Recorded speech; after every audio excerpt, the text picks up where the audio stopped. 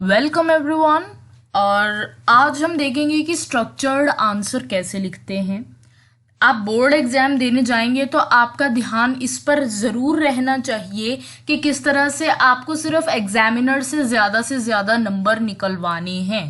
तो आपको अपना आंसर इस तरह से लिखना होता है कि एग्जामिनर देखते ही समझ जाए कि क्या कंटेंट है, क्योंकि उनके पास बहुत ज़्यादा कम टाइम में उनको बहुत सारी कॉपीज चेक करनी होती हैं।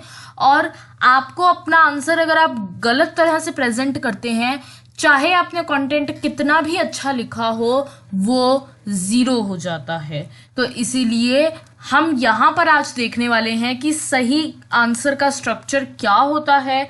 अगर आप इस तरह से लिखते हैं तो यकीन मानिए कि एग्जामिनर आपको पूरे नंबर देगा क्वेश्चन में।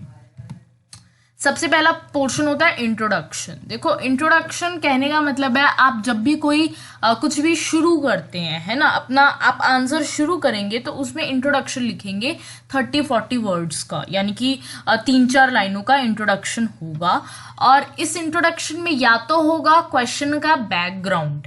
जैसे मान लो अब हम यहाँ पर कहेंगे कि बैकग्राउंड अगर लिया जाए, मान लो जैसे कोई क्वेश्चन है कि शॉक थेरेपी क्या थी। हाँ, हालांकि शॉक थेरेपी में इस जगह पर डेफिनेशन का यूज होगा।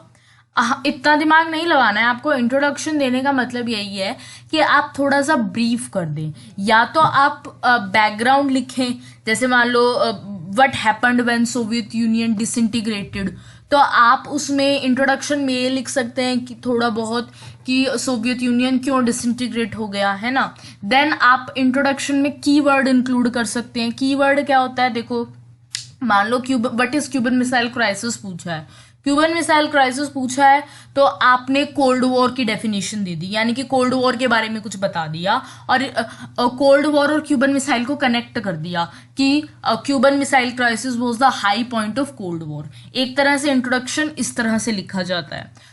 थर्ड जो मेथड है उसमें डेफिनेशन दी जाती है। जब भी कोई ऐसा क्वेश्चन पूछा हो जो अपने आप में एक डेफिनेशन हो, तो सही यही रहता है कि हम लोगों को इंट्रोडक्शन में हम उसकी डेफिनेशन दें। जैसे कि what is cold war, what is shock therapy, what is logic of deterrence. तो या फिर लॉजिक ऑफ डेटरेंस से रिलेटेड कोई क्वेश्चन पूछा हो तो उसमें डेफिनेशन आएगी। लेकिन कीवर्ड हम आप लिख सकते हैं, जैसे क्यूबन मिसाइल क्राइसिस जैसे क्वेश्चंस में इतना ज़्यादा दिमाग लगाने की ज़रूरत नहीं है। आपको पता चल जाएगा क्वेश्चन के लेआउट से। लेकिन हाँ, आप इंट्रोडक्शन में या तो क्वेश्चन का बैकग्राउंड लिखेंगे या फिर उस चीज़ के बारे में थोड़ा सा बताएंगे या फिर डेफिनेशन लिखेंगे। तो ये तरीका होता है इंट्रोडक्शन लिखने का। इसके बाद हम लोग आते हैं सब पॉइंट्स पर। देखो, इंट्रोडक्शन जब 30-40 वर्ड्स का हो जाता है उसके बाद आपको पहली हेडिंग डालनी होती है।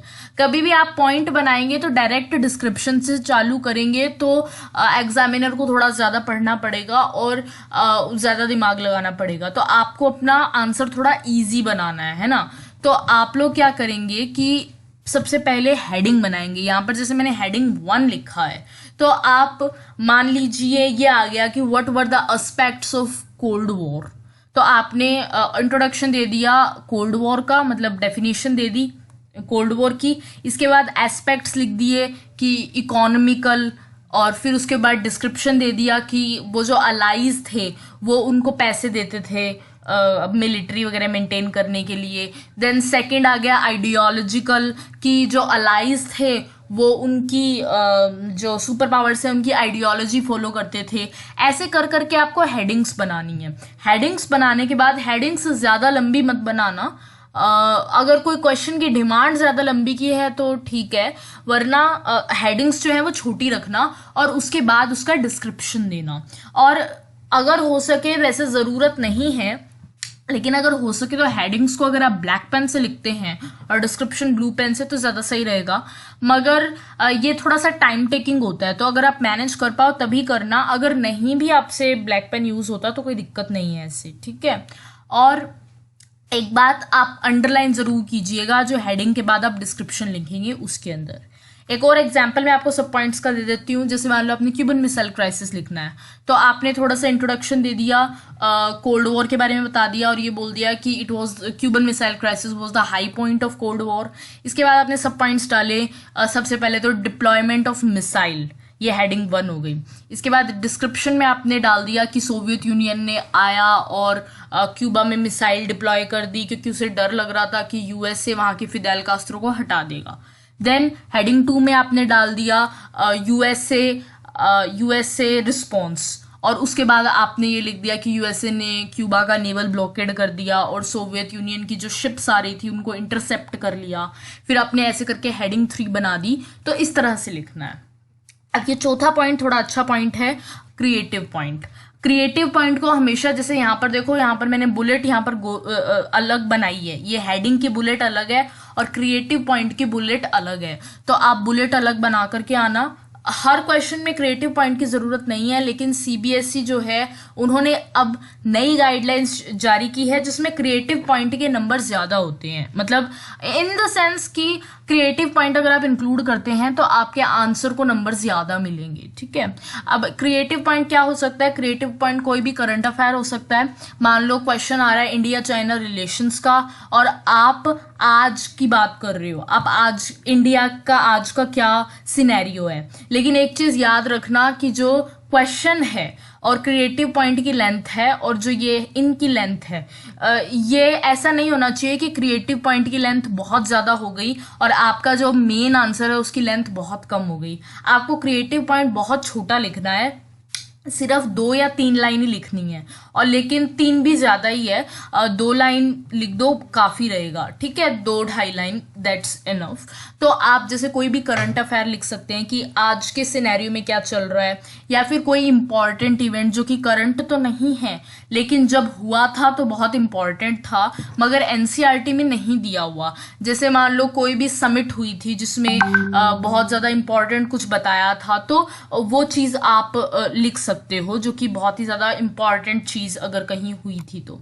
देन एडिशनल इंफॉर्मेशन, कोई इंफॉर्मेशन आपको ऐसी पता है जो कि इम्पॉर्टेंट है और आपको लगता है कि क्रिएटिव है, कुछ नई है और एनसीईआरटी में नहीं दे रखी, तो आप इसको जरूर इंक्लूड करना क्रिएटिव पॉइंट पे। यकीन मानो बहुत इंपॉर्टेंट है ये।